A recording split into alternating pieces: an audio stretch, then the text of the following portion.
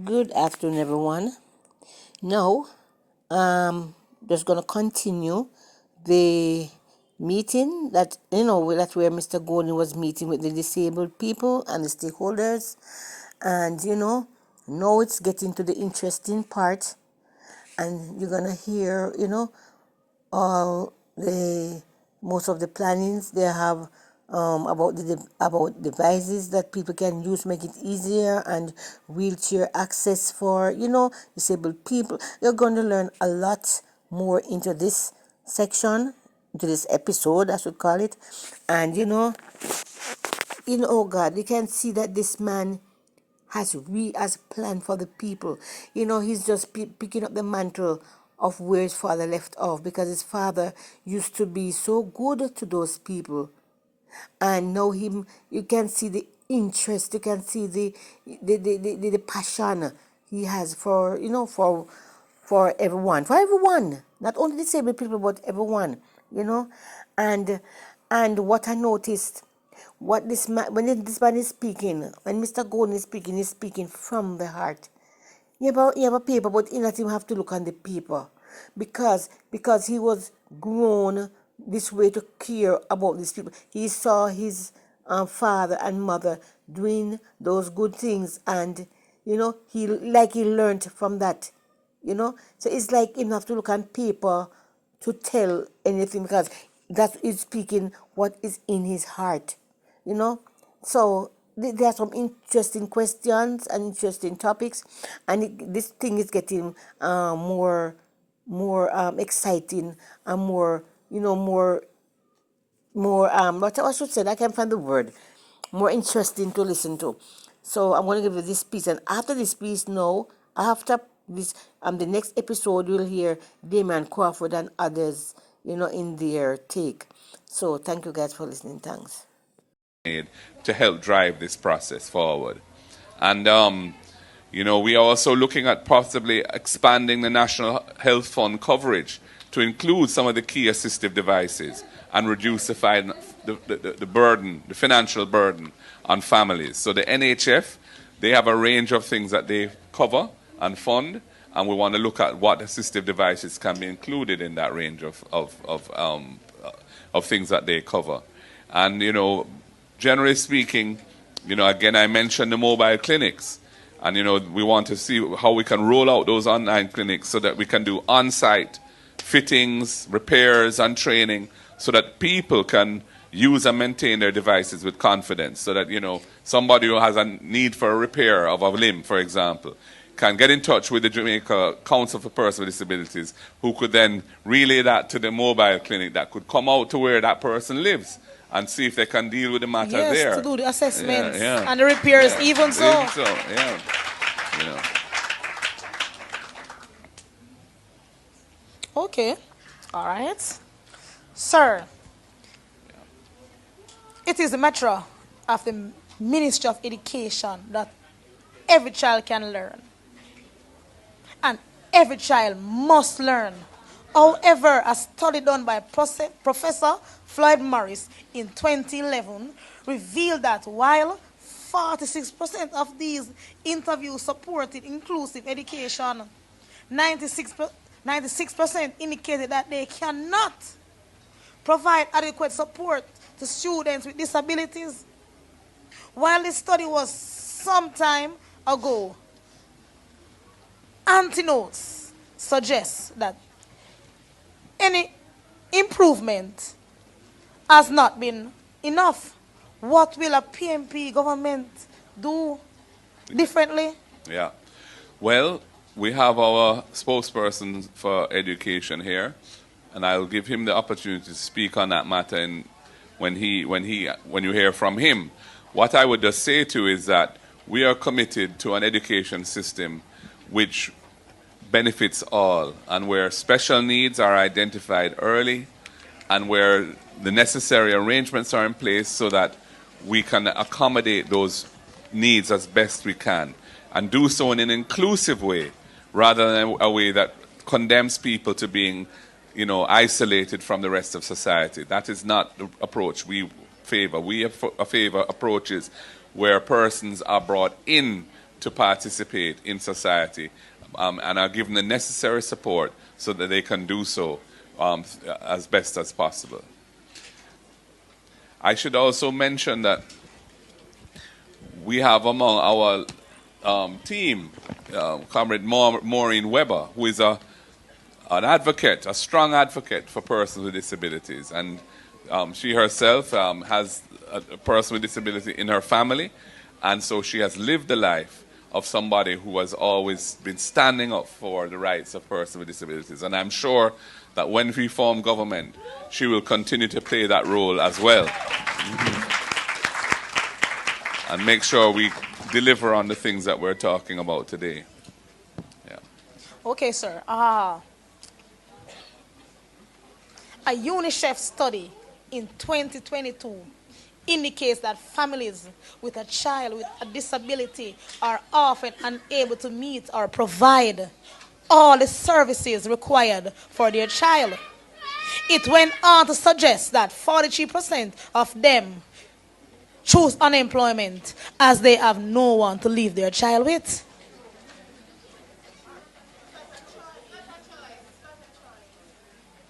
Okay, sorry. Yeah. Yes. No, I mean, we're absolutely aware of this. And, you know, there are many parents here, and you can hear some of the responses to the question coming from the audience, that it is not a choice. You know, they have to do it. And the question is, like, how can we try and make that situation better?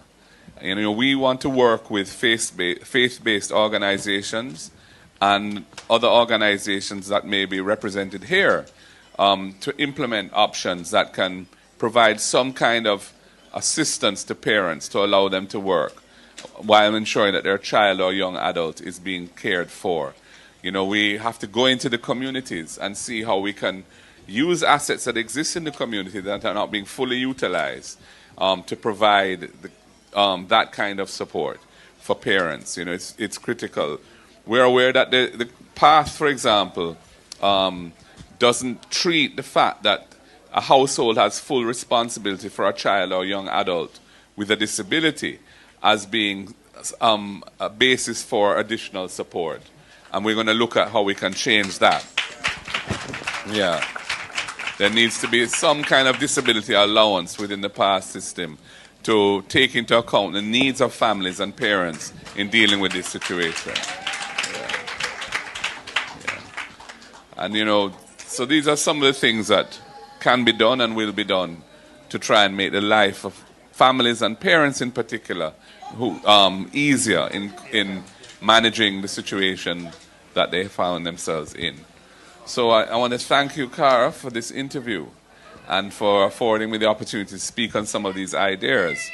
And we will talk some more in due course. Most definitely, sir. And thank you for having me today. Yes. And I guess the Disability Association, all the persons here with disability, parents who is here with their child with disability, I guess they are overwhelmed with all the good news and the plan that the PMP has for persons living with disabilities. Thank you. So I think, who's the, I think I come off the platform at this stage and then somebody else comes on. All right. I leave the microphone. Thank you. Thank you to our interviewer, and thank you, Comrade Leader. I think all of us heard the voice of a compassionate, caring, and committed leader. And we look forward to the work that will be accomplished. A second point I wish to make before I ask my next speakers to come. Please, Comrade Denise Daly, Comrade Damian Crawford, and Comrade Julian Robinson. And Comrade Floyd, I didn't see Comrade Floyd. Please come. Friends, there is a thought that sometimes all we need to do is to offer equality of opportunity. But when we start to think about equity, it is more than just equality of opportunity. And this is what I heard this afternoon, this evening. A commitment to equity in terms of policy decisions, the processes that are implemented, and the implementation of whatever decisions have been made. And I know that our party in government will be and is up to the task. Up to the task. Comrade Denise Daly is a spokesperson on people with disabilities, gender and inclusion. And she is going to share some ideas around the National Disability Fund and whatever other specifics she might want to share with you this afternoon, this evening. Comrade Damien Crawford is our spokesperson on education, and he has been told by Comrade Leader that he is going to do some specifics, right? So thank you for that.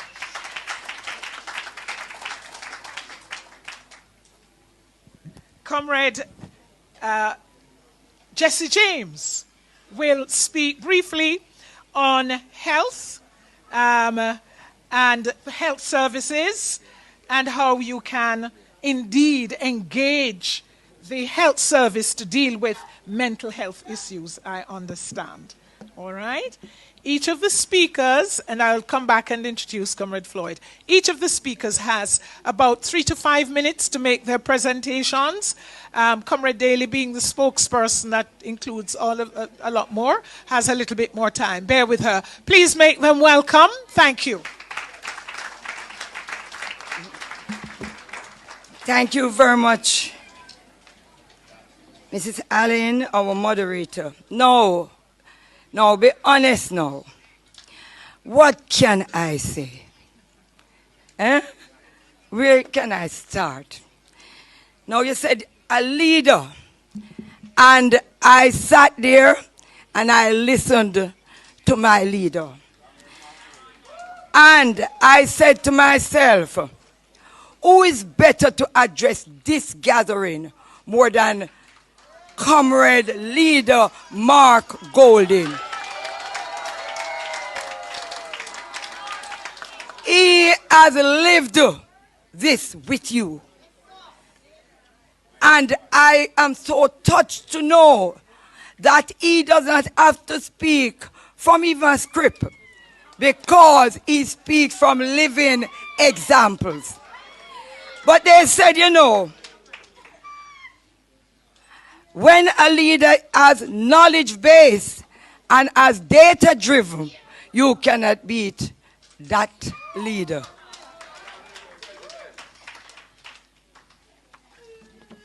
Comrade Leader, I am throwing off my script, you know, but I'm going to try to be very versatile. I was asked to speak on social security and protection, and I'm certain that the Comrade Leader has already gave you a number of things that will be happening in respect to that area. I have a written speech, but I just want to share with you the 2014 Act that we need now, Comrade Floyd, that is due from February of this year to be upgraded, because there are some other things that's supposed to go in the Act, and it has to do with education as well. So we are looking forward to form that committee in order that we will be able to add some of these concerns that you have raised here today. But I want to speak a little on the banking system, because we are looking at persons with disabilities having access to go to the bank without persons have to assist them and their privacy is being exposed. So we are recommending that we look at even one per parish, bigger areas of the machines that are being used outside that have a wheelchair access, not just the ramp, but to be able to go in and move around and to be able to have it in a way where you can access the keyboards. Public education, the leaders, you said about, these things have been happening for you to get. But there is no proper public education. We believe that a slot should be placed on the television every week, and it should go exclusively towards persons with disabilities, how they should access funds, and how they should be able to get help when needed. In terms of, and that was part of our recommendation, in regards to persons who have to employ persons with disabilities. We are recommending staggering work hours in order that if the accessibility is not there, when everyone is there, you will be able to go in after and carry out your job. I say this because the other day I heard a story of an engineer in the music industry. And he said that he got a master's degree and was very excited. He heard about this job opportunity and he went and get himself well dressed up and everything. And when he reached there, the person who was doing the interview looked at him and said, "Oh, you're visually impaired." Well, they didn't even say visually impaired. They said, "You're a blind man. How will you be able to manage this kind of job?" He said he turned to the interviewer and said, "I have a master's degree, so it means that I am qualified for the job." The long and short, after question and answers, he was told that he was not eligible for the job.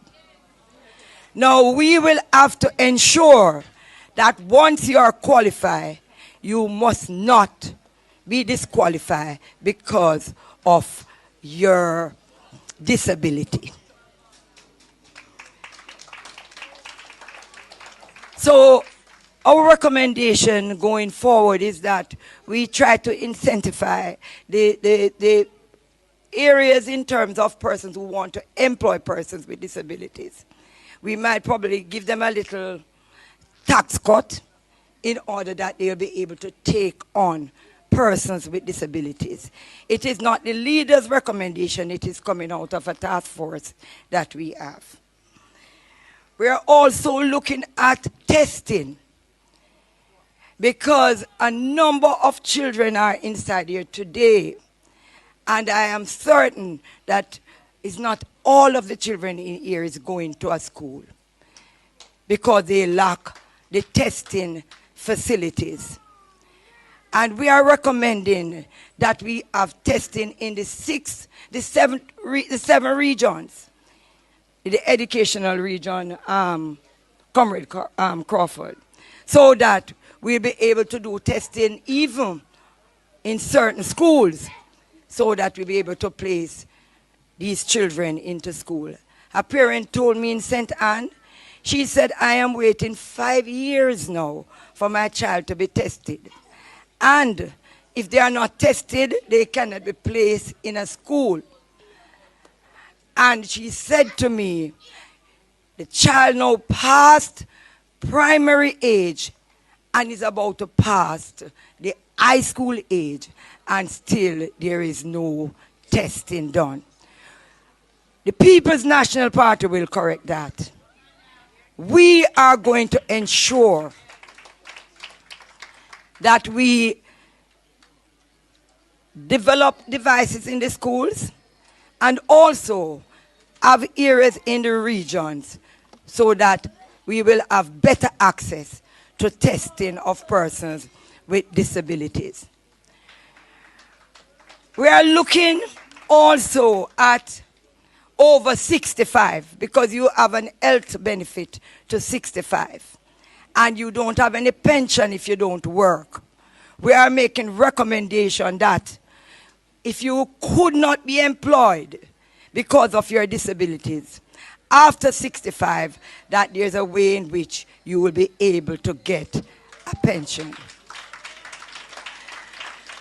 We have a number of things that we would want to discuss here this evening, but time will not permit me to do so. But one thing I must tell you is that there is no other government right now that believes in disabilities like the People's National Party.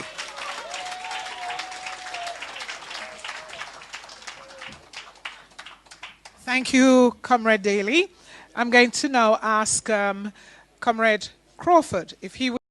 So you see, there's a lot of plans they're having and questioning and answering. Yeah, it's going to get, as I said, it's going to get more interesting in the other parts. So just sit back, relax, and just, watch out for the next episode.